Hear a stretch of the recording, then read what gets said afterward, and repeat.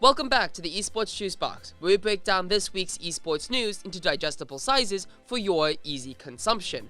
I'm your host, Hayden Kim. In this episode, we will recap IEM Katowice and the return of the Overwatch League. IEM Katowice wrapped up last week with G2 lifting the cup. Katowice! They've done it! Unbelievable!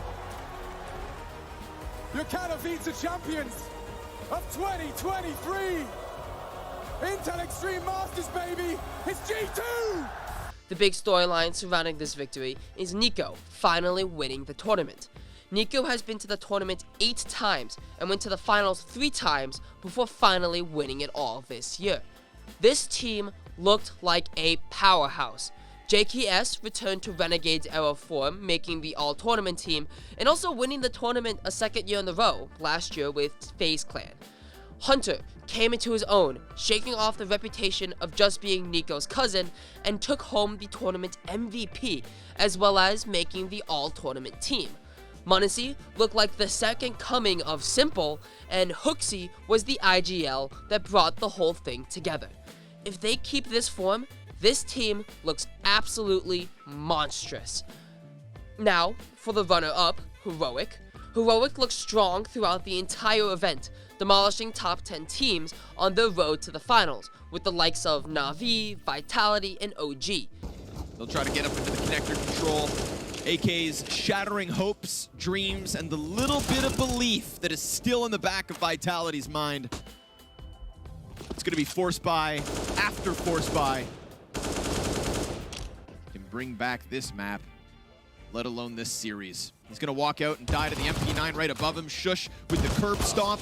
Apex dies right after. Spinks' position is known. It's only 1 kill back to the Vitality favor, and that 1 kill stays that way.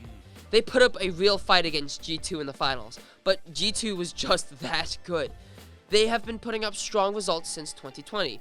Heroic first broke onto the scene at ESL 1 Cologne 2020 online. This is the first Cologne for Borup, Cadian, Tessus, and they're the last team standing. Unbelievable. Absolutely incomprehensible. IGL Opper Cadian joins teammate Yabby on the all-tournament team. Cadian once again proved that he is one of the best IGLs in the game, and Yabby broke out as a star over the last month on an already super strong roster. Now for the other teams of note. Team Liquid has slowly been rising up the rankings the past few months with a 2nd place finish at the Blast Premier World Final and another 2nd place finish at the ESL Pro League Season 16 back in October of last year. They surprised many this tournament with wins over FaZe and Vitality. The win over FaZe had to feel good after the fallout between former Team Liquid member and now FaZe star rifler Twists and current Team Liquid star Elige. They were playing well until they fell to the eventual champions G2 in the semi-finals. Yakindar, Elige, and Naf performed like their usual selves and carried their squad with the leadership of veteran Nitro. I'm really looking forward to the future of NA CSGO if this is the team to represent us. I think the most questionable team coming out of this tournament has to be Cloud9. Cloud9 picked up the roster of a very successful Gambit team following the Russian invasion of Ukraine. As a Russian organization, Gambit could no longer support their team, and thus Cloud9 picked them up. This core of Hobbit, Shiro, Nafany, and Axel have been together since 2020 and have a history of success, placing in the top 4 at the PGL Major Stockholm in 2021, winning the Blast Premier Spring Finals 2021, and most recently winning the Intel Extreme Masters in Dallas in June of 2022. But as of late, they have not been performing as expected. Don't get me wrong, Shiro is still a top-tier AWPer, and Axel is a strong rifler, but they have been trying to fill the holes in between, as they recently replaced longtime teammate Inters with Buster from Outsiders.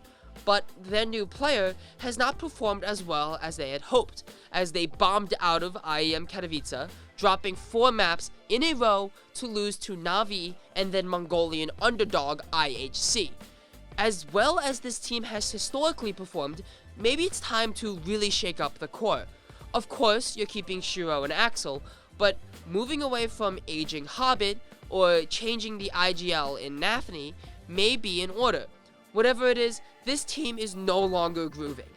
But we won't have to wait long, since the next time we see these guys, and many more of the top teams, will be the start of the ESL Pro League Season 17, which starts this week.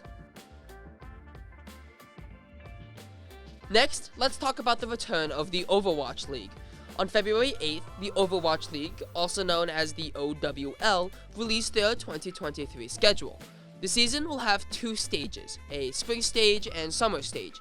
The spring stage will end with what Blizzard calls the Mid-Season Madness Global Tournament, and the summer stage will end with the play-ins and then subsequent Grand Finals tournament, wrapping up the season in October. The season will kick off with a 3-week Pro-Am tournament in their Western Conference starting on March 23rd.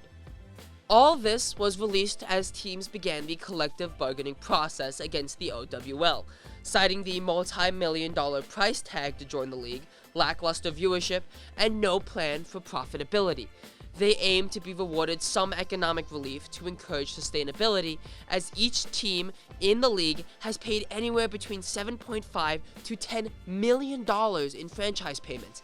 The economic outlook for the OWL looks bleak, as revenue sharing is also at an all-time low, since Blizzard lost the majority of their sponsors following a lawsuit against the company due to systemic sexual harassment back in 2021.